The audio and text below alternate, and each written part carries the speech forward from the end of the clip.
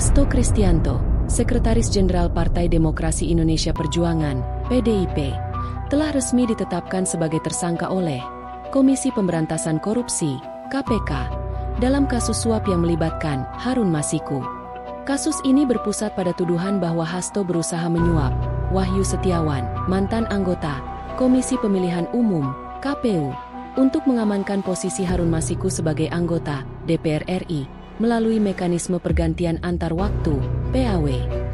Penyelidikan KPK mengungkapkan bahwa Hasto, bersama dengan tersangka lainnya, diduga menyuap Wahyu Setiawan dan Agustiani Tio Fridelina dengan $19.000 Singapura dan $38.350 Amerika Serikat antara 16 dan 23 Desember 2019. Suap tersebut dimaksudkan untuk memastikan pengangkatan Harun Masiku sebagai legislator, menggantikan almarhum anggota DPR, Nazaruddin Kemas. Hasto juga dituduh menghalangi penyelidikan kasus suap ini.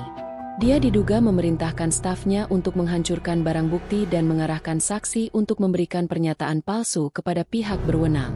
Tindakan menghalangi keadilan ini semakin memperumit kasus dan menimbulkan kekhawatiran tentang integritas penyelidikan. Keputusan KPK untuk menetapkan Hasto sebagai tersangka memiliki implikasi signifikan bagi PDIP dan lanskap politik yang lebih luas di Indonesia. Hal ini menyoroti tantangan yang terus berlanjut dalam memerangi korupsi dalam sistem politik negara.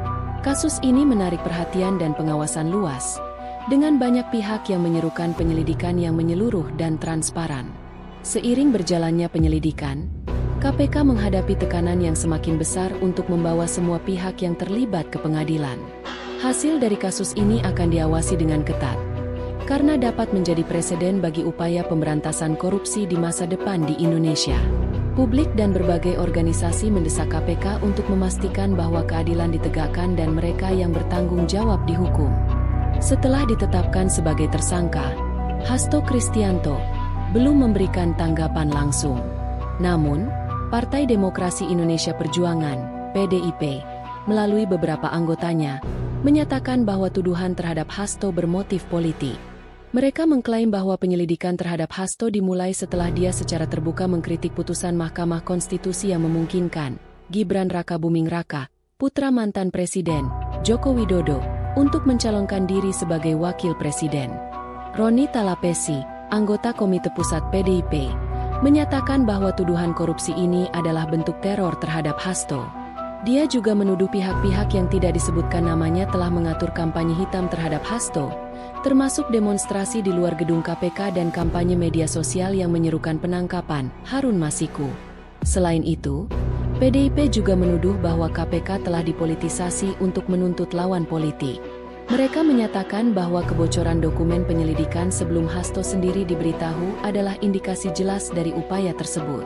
Hasto juga didakwa menghalangi keadilan dengan diduga menginstruksikan Harun untuk melarikan diri dan menghindari proses hukum.